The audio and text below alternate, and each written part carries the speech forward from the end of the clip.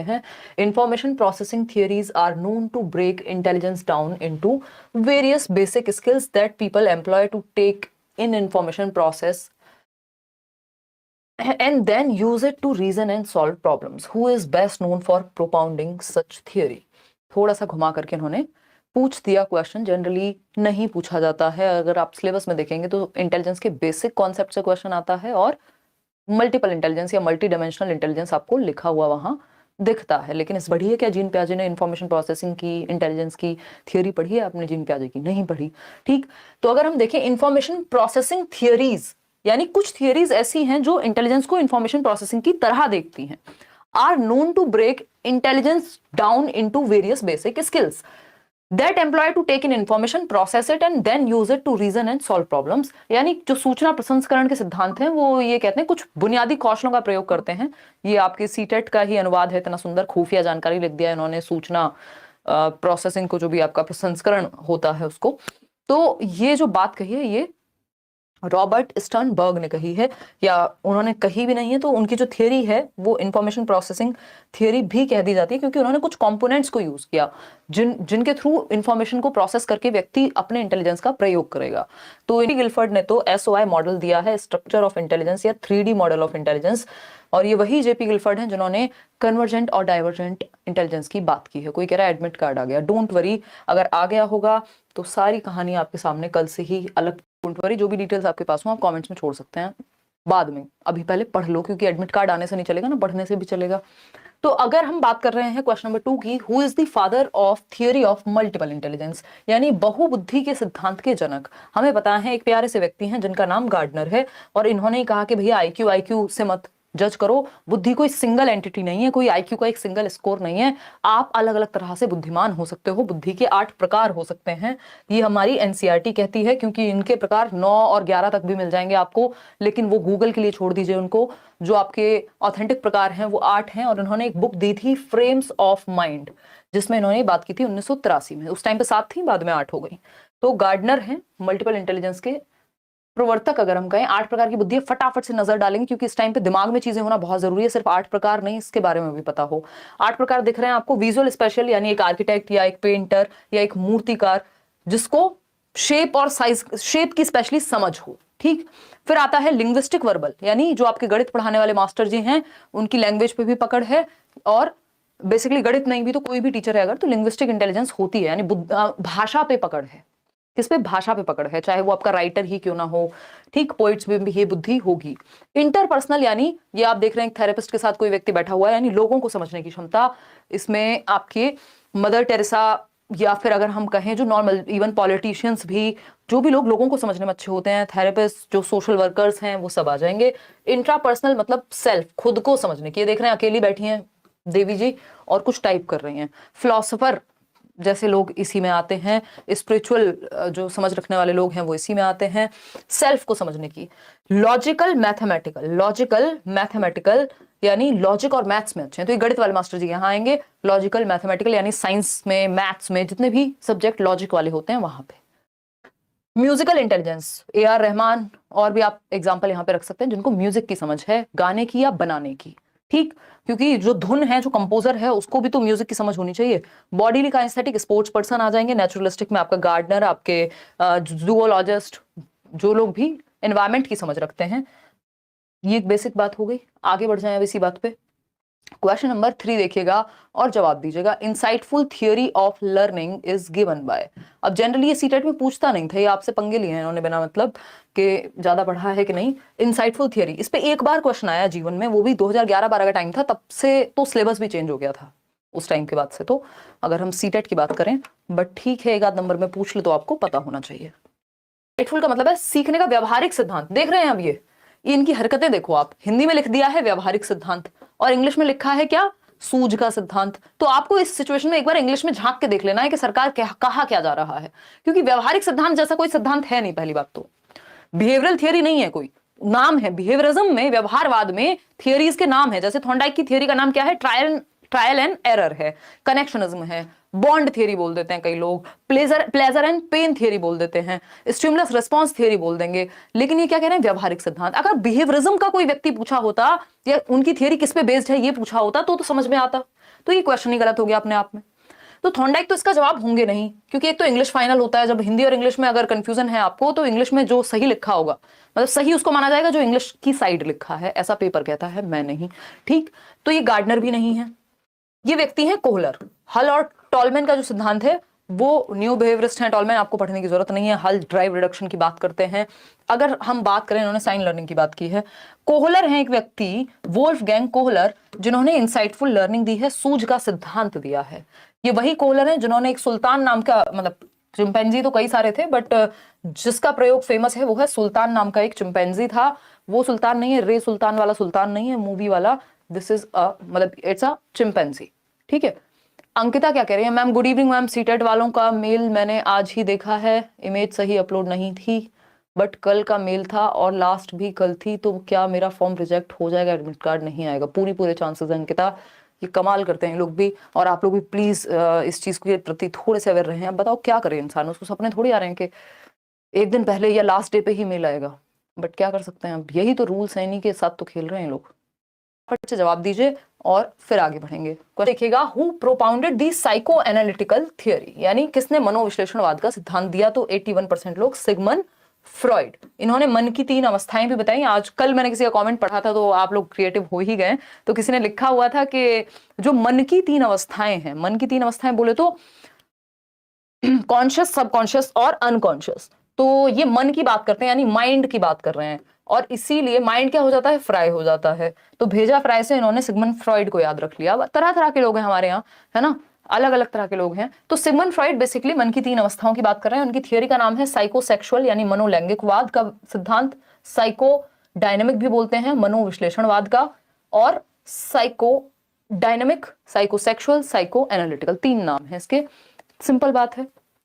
Rogers तो humanistic हैं, इनसे पूछेगा नहीं। मैस्लो की हायरार्की आपने पढ़ी है नीड की। ठीक, लेटेंट पूछ सकता है हद से हद की लेटेंसी स्टेज, तो वो स्कूल एज है 6 से 12 वाली, जिसको फ्रॉइड लेटेंसी कह रहे हैं। एरिक्सन क्या कह रहे हैं, एरिक्सन कहते हैं इंडस्ट्री वर्सेस इंफीरियोरिटी, और प्याजे कॉन्क्रीट ऑपरेशनल कहते हैं, और वैसे लेटर चाइल्डहुड कहते हैं। ठीक है ना। 24 को सीटेट का एग्जाम भी डिक्लेयर हो गया है, टेंशन हो रही है। सीजीएल बी ट्रिपल एससी का भी एग्जाम है। मुराद कोई बात नहीं, अब आपके सामने जो जो चीजें हैं उनको आप फटाफट से करते जाएंगे, और लाइक शेयर करना आज आप भूल गए वो भी करते जाएंगे। ठीक, मतलब जो एग्जाम पहले उस की तैयारी करो, और साथ में अगर एक आध क्लास सीटेट की अटेंड कर सकते हो तो वो करते रहो, और जब वो एग्जाम हो जाए उसके बाद सीटेट होगा। अभी तो डेट आपकी नहीं आई होगी ना। देखिएगा, The nature of relationship between development and learning is viewed by Vygotsky as having which of the following characteristics, यानी Vygotsky के अनुसार जो विकास और अधिगम है उनके बारे में Vygotsky क्या सोचते हैं। विकास मतलब डेवलपमेंट, जिसमें कुछ हद तक नेचुरल भी चीजें होती है, मैचुरेशन भी शामिल है, ग्रोथ भी शामिल है, और दूसरी चीज है लर्निंग, जो एफर्ट और प्रैक्टिस या ट्रेनिंग से होती है। तो Vygotsky क्या सोचते हैं, लर्निंग से डेवलपमेंट आता है या डेवलपमेंट से लर्निंग आता है? बताइएगा, फटाफट से बताइएगा। हाँ राइट, एक बार अरीफा आप जाइए वहां पे, बहुत मुश्किल है अब आपके डिटेल्स का चेंज हो पाना, बट एक बार फिर भी जाइए, क्योंकि ये ऐसी मिस्टेक है जो आपने खुद की है। आप मेरे आइडल हो, आपको सुनकर मैं काफी पॉजिटिव रहता हूँ। कुमार सोनू, अच्छा मुझे लगा सानू है, पर मेरी वाइफ अंकिता का नंबर कम आ रहे हैं, प्लीज मैम उससे मोटिवेट कर दीजिए। अंकिता जो नोट्स दिए हैं उनको बार बार पढ़ लो इस टाइम पे, क्योंकि टाइम कम है। जो मैराथन सेशन होने वाले हैं उनको अटेंड कर लो, जो क्वेश्चन हम सॉल्व कर रहे हैं वो साथ साथ करते जाओ। थोड़ा बहुत मोटिवेशन डीमोटिवेशन डर जो है वो स्वाभाविक है, उसको अभी के लिए साइड रख दो। अभी तो बस एक्शन पे फोकस करो, बाद में देखना, बाद में डरना पेपर देके, क्योंकि अब वैसे भी आप डर के क्या ही होने वाले हो। देखिएगा, द नेचर ऑफ रिलेशनशिप, अब तो ये सोच लो कि बस जितना कर सकता हूँ कर लेता हूँ, अब तो देखेंगे बाद में। डेवलपमेंट एंड लर्निंग के बारे में कितने लोग सी ऑप्शन कह रहे हैं? 52% लोग। लर्निंग ऑफन प्रोसीड्स डेवलपमेंट, ये बात बिल्कुल सही है। एलडी से याद रखिएगा, वाइगोस्की कहते हैं, वीएलडी लिख लीजिए। वाइगोस्की कहते हैं पहले लर्निंग आती है, बच्चा सीखता है, उससे डेवलपमेंट होता है, क्योंकि ये एज को महत्वपूर्ण नहीं मानते। अगर आपको एनवायरमेंट या सोसाइटी और कल्चर ऐसा है जहां आप अपनी मम्मी के साथ ही रहते हैं और वो खाना बनाती हैं मान लीजिए, या पिताजी हैं, तो उनको देख देख के आपने खाना बनाना सीख लिया, अपनी भी एज से पहले भी ऐसा कई बार हो सकता है। तो लर्निंग से डेवलपमेंट आएगा। और लर्निंग प्रोसीड करती है, पहले आती है, सीखना अक्सर विकास के अग्रिम होता है। जबकि पियाजे इसका उल्टा कहेंगे कि डेवलपमेंट से लर्निंग आएगी, कि जब तक बच्चा एज के अकॉर्डिंग डेवलप्ड नहीं है, कॉग्निटिव डेवलपमेंट नहीं हुआ है, तब तक लर्निंग नहीं हो पाएगी उस स्टेज को लेकर के। लेकिन वाइगोस्की ऐसा नहीं कहते, ये कह रहे हैं पहले लर्निंग आएगी, एफर्ट तो करिए, फिर डेवलपमेंट भी हो जाएगा उससे। तो C option is the right answer. Static तो है ही नहीं, नॉन लीनियर है। ये पियाजे के बारे में डी ऑप्शन जो है वो कहते हैं डेवलपमेंट पहले आएगा, और वाइगोस्की कहते हैं डेवलपमेंट बाद में आएगा, पहले लर्निंग होगी। क्वेश्चन नंबर 17 देखिएगा और जवाब दीजिएगा। ये कहता है the stage 5 of post conventional level. Stage 5 समझते हैं, कोहलबर्ग की बात हो रही है। स्टेज 5 मॉरलिटी का स्टेज 5 वाला जो लेवल है, सोशल कॉन्ट्रैक्ट ओरिएंटेशन जिसको हम कह देते हैं, वहां पर कौन सी एक बात के द्वारा निर्धारित होगी मॉरलिटी? फटाफट से बताइएगा। Free agreement to follow a social contract for the benefit of humanity. तो ह्यूमैनिटी की बेनिफिट की बात ना 6th स्टेज में जनरली होती है। A free exploration of ethics even beyond social contract, यानी सामाजिक अनुबंधों के परे जाकर के नैतिकता को स्वतंत्र रूप से अन्वेषित करना। यानी अब आप यहां ये समझ रहे हैं कि सोसाइटी के भी रूल्स हैं, लेकिन मेरे भी कुछ अधिकार हैं, अगर जरूरत पड़े तो उन रूल्स को बदला जा सकता है। ये बात 5th स्टेज पे ही होती है। बिल्कुल सही जवाब दे रहे हैं 50% लोग। Formulation of moral rules that bypass ethics, ऐसा नहीं है। अगर हम बात करते हैं the need to appear to be a good person, ऐसा भी नहीं है। ये तो 3rd स्टेज हो गई। बात रही मॉरल रूल्स को फॉर्मुलेट करने की जो एथिक्स को बाईपास कर जाएं, तो ऐसा नहीं कि जबरदस्ती ही वो एथिक्स को ऐसे मॉरल रूल्स बनाएगा जो एथिक्स से परे हों। वो ये देखना चाहता है इस टाइम पे सामाजिक अनुबंधों के परे जाकर नैतिकता को स्वतंत्र रूप से एक्सप्लोर करेगा कि कुछ रूल्स बदले भी जा सकते हैं यदि वो समाज के भले में नहीं है तो। ठीक है ना। अगर हम बात करें, आगे बढ़े नेक्स्ट क्वेश्चन पे, समझते हैं क्या कहानी है। क्वेश्चन नंबर 8 कहता है concrete operational stage in Jean Piaget's theory of cognitive development corresponds to the age group. इससे आसान क्वेश्चन आज के लिए आपको नहीं मिलेगा, क्योंकि आज के क्वेश्चंस थोड़े से मुश्किल लग सकते हैं कई लोगों को। अगर हम कॉन्क्रीट ऑपरेशनल यानी मूर्त संक्रियात्मक अवस्था की बात करें तो SPCF, ये 4 स्टेजेस हैं पियाजे की। S फॉर बोले तो सेंसरी मोटर, जन्म से 2, प्री ऑपरेशनल 2 से 7, कॉन्क्रीट ऑपरेशनल 7 से 11, 11 से 15 फॉर्मल ऑपरेशनल, कॉन्क्रीट ऑपरेशनल पूछा है 7 से 11। C option is the right answer. सभी जवाब सही दे रहे हैं, 77% लोग ही सही दे रहे हैं। मतलब आज स्पीड ज्यादा है तो आप लोग कोप अप नहीं कर पा रहे हैं, समय ले रहे हैं। क्वेश्चन नंबर 9 देखिएगा। अगर हम बात करें क्वेश्चन नंबर 9 की, ये कहता है सीइंग अ हॉर्स, यानी एक घोड़ा देखा बच्चे ने, एक 3 साल का बच्चा है जिसने घोड़े को देखा। अ 3-year-old child exclaimed wow such a big dog, यानी 3 साल के बच्चे ने कहा एक घोड़े को देख के अरे कितना बड़ा कुत्ता है ना, क्योंकि उसके भी 4 पैर हैं, घोड़े के भी 4 पैर हैं। और उसने कहा such a big dog as per Jean Piaget's theory of cognitive development this response by child is an example of. किस चीज का उदाहरण है जीन पियाजे के अनुसार? एसिमिलेशन है, मेक बिलीव प्ले है, ऑब्जेक्ट परमानेंस है, या डेफर्ड इमिटेशन है। एक तो हमें ध्यान रखना है कि किस चीज का, कि 3 साल का बच्चा है, तो फिर हम क्या करें, स्टेज तो पूछी नहीं है। मेक बिलीव प्ले ये हो नहीं सकता, क्योंकि मेक बिलीव प्ले में होता है कि आप डॉक्टर डॉक्टर खेल रहे हैं, वो 2 से 7 वर्ष की उम्र होती है जब। ऑब्जेक्ट परमानेंस के ऑब्जेक्ट परमानेंट नहीं हुआ है, out of sight out of mind, ऐसी भी बात नहीं हो रही। डेफर्ड इमिटेशन होता है, बच्चे ने मम्मी को मेकअप करते हुए देखा, जन्म से 2 वर्ष में ही होता है ये भी, और किस दिन वो भी मेकअप पोत करके बैठा हुआ है। लेकिन ये एसिमिलेशन का उदाहरण है, किसका उदाहरण है? आत्मसातीकरण का उदाहरण है, कि बच्चे के दिमाग में जो स्कीमा था, जो उसने एसिमुलेट किया हुआ था, उसी को उसने देख के बोल दिया कि भाई हॉर्स नहीं है, डॉग है। लेकिन अगर इसको ठीक करना हो, किसी ने बताया होता कि बेटा ये हॉर्स होता है, तो उसको एकोमोडेट करना पड़ता, नया स्कीमा बनाता या फिर मॉडिफाई करता स्कीमा को। तो ये एसिमुलेशन है, क्योंकि यहां ये बात नहीं हुई है कि इसको चेंज करने की जरूरत पड़ रही है। जो उसके दिमाग में पहले से एसिमुलेटेड है, मान लीजिए मेरे दिमाग में बॉटल को थ्रॉटल कहते हैं अगर, तो मैंने बॉटल को थ्रॉटल बोल दिया, तो मेरे दिमाग में तो यही एसिमुलेटेड है कि भाई ये तो थ्रॉटल ही होता है।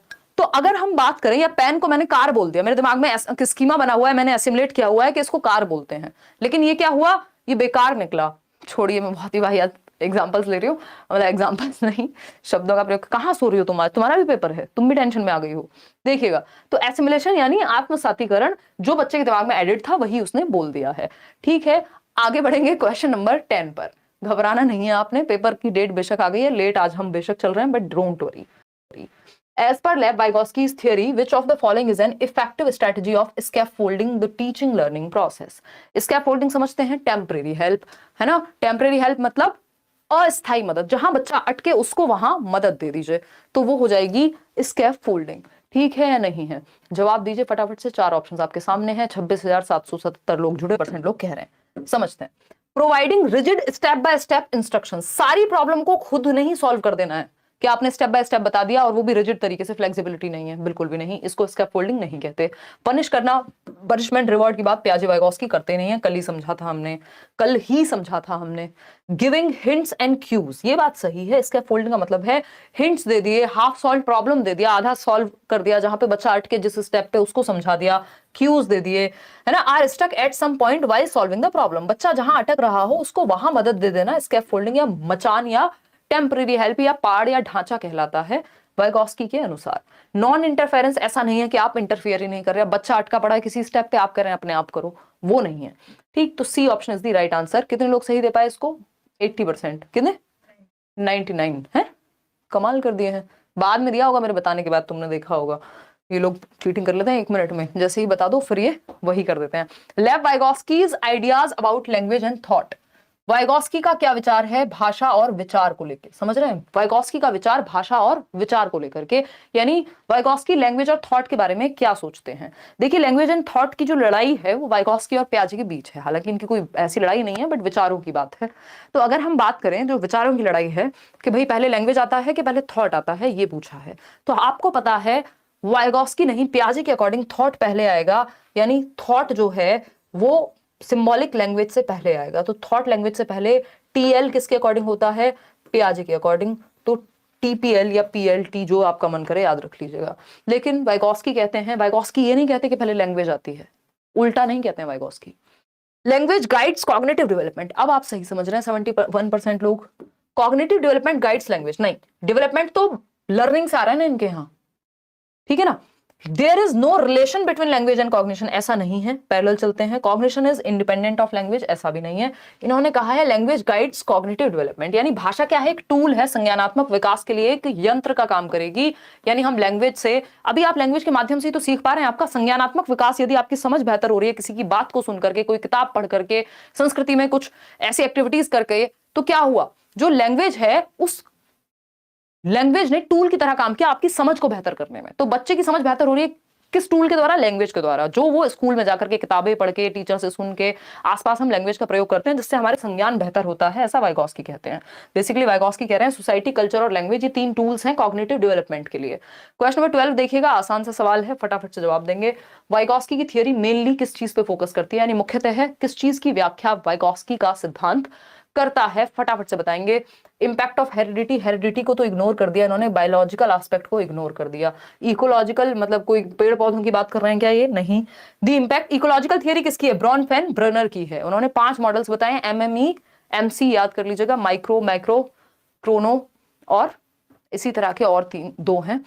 तो ये मैंने थियरी बताई हुई है, बट पेपर में पूछता नहीं है, बट पता होना चाहिए। इकोलॉजिकल मॉडल जो है जिसमें पेरेंट टीचर मीटिंग आती है आपकी, वो ब्रॉनफेन ब्रनर ने दी है, सोशलाइजेशन की थियरी है।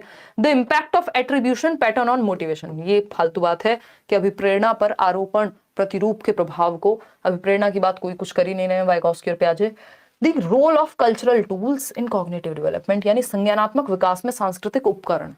आपको पता ही है वाइगोस्की क्या कहते हैं, सोसाइटी, कल्चर, लैंग्वेज, इन्हीं 3 चीजों पे बेस्ड है इनकी थियरी, ठीक है। तो कल्चरल टूल्स जो हमारे सांस्कृतिक टूल्स हैं, जो संस्कृति में कहानियां चल रही हैं, जो एक्टिविटीज हम कर रहे हैं, वो सब हमारे संज्ञान को बेहतर बनाती हैं एज पर वाइगोस्की। चलें आगे बढ़ें। क्वेश्चन नंबर 13 देखिएगा, लॉरेंस कोहलबर्ग की थियरी में obeying rule to avoid punishment, यानी आप नियम इसलिए मान रहे हैं क्योंकि पनिशमेंट ना लग जाए। जैसे आज मेरा चालान हो गया और वो तो छोड़ दीजिए, खैर वो येलो लाइट थी उस पर रोक दिया उन्होंने यार, दिन में मुझे आदत नहीं, दिन में मैं ज्यादा निकलती नहीं हूँ, और उस चक्कर में कॉल बीच में आ रहा था, मुझे पहुंचना था जल्दी में। हंस रही हो तुम बैठ के, हैं हंस रही हो? टू अवॉइड पनिशमेंट, तो अगर हम बात करें पनिशमेंट से बचने के लिए रूल्स का पालन करना, फटाफट से बताइए। तो रेड लाइट जंप करने में कोई दिक्कत नहीं है, लेकिन चालान होगा इसलिए दिक्कत है, अगर कोई ऐसा मानता है। हंस रही हो तुम? मैं ये नहीं कह रही हूँ कि रेड लाइट जंप कर लेनी चाहिए, मैं ये कह रही हूँ कि मान लीजिए आप पर्सनली ऐसा सोचते हैं कि रेड लाइट जंप कर लूं अगर रात हो तो, बट दिन में जो है चालान कटेगा। तो ये क्या हुआ कि आप नियमों का पालन इसलिए नहीं कर रहे हैं क्योंकि बड़ी अच्छी बात होती है, आप पनिशमेंट से बचने के लिए नियम का पालन कर रहे हैं। भाई वो व्यक्ति जो रात को भी रेड लाइट पे रुके और कोई ना खड़ा हो आसपास तब भी रुके, तो वो व्यक्ति तो बढ़िया एकदम, वो तो उसकी मॉरलिटी का लेवल ऊपर चला गया, वो तो 4th लेवल पे पहुंच गया लॉ एंड ऑर्डर पे, कि भाई नियमों का पालन ही करना चाहिए। एक व्यक्ति अगर रेड लाइट जंप करेगा फिर दूसरा भी करेगा, फिर सब ऐसे ही करेंगे एंड ऑल, है ना। तो ये जो कहानी है ये कहती है कि भैया आप हैं बहुत ही प्यारे व्यक्ति जिसको पनिशमेंट से डर लगता है, चालान से डर लगता है, इसलिए आप नियमों का उल्लंघन नहीं करते हैं। तो ये जो है प्री कन्वेंशनल लेवल है, पनिशमेंट एंड ओबीडियंस पहली ही स्टेज है। समझ गए कि नहीं समझे? समझ गए होंगे।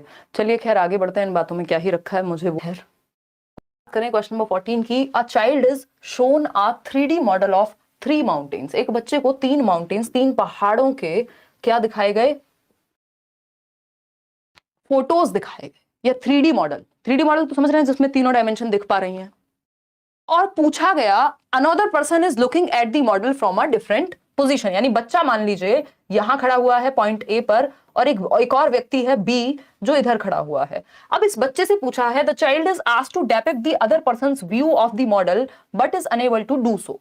बच्चे से पूछा कि अच्छा तुम्हें तो यहां से ये वाला एंगल दिख रहा है, उस व्यक्ति को क्या दिख रहा होगा? दिख रहा होगा यानी उस व्यक्ति के पर्सपेक्टिव से क्या दिख रहा होगा, यानी दूसरे के पर्सपेक्टिव को समझना पड़ेगा। और समझ नहीं पा रहा बच्चा, बता ही नहीं पा रहा।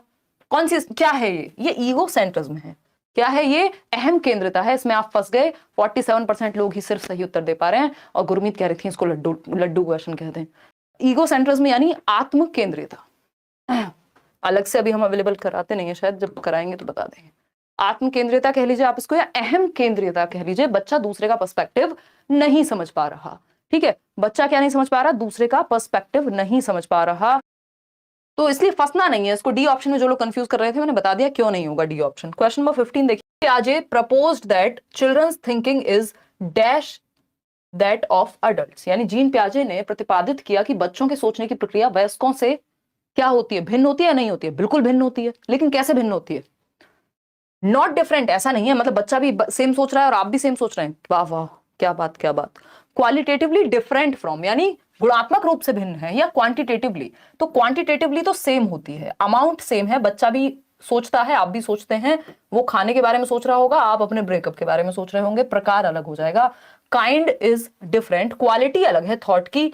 आप ज्यादा कॉम्प्लेक्स सोच सकते हैं कई बार, या डिफरेंट तरीके से अपने कॉग्निटिव डेवलपमेंट के अनुसार। तो काइंड में अंतर होता है, क्वांटिटी में नहीं, मात्रा में नहीं, अमाउंट में नहीं। प्रकार या क्वालिटी अलग होती है थॉट की। एक 2 साल का बच्चा और एक 16 साल का या 26 साल के व्यक्ति की थॉट तो बच्चे को भी आ रहे हैं, आपको भी आ रहे हैं, विचार तो दोनों के दिमाग में है, बस प्रकार अलग है विचारों का। ठीक है ना?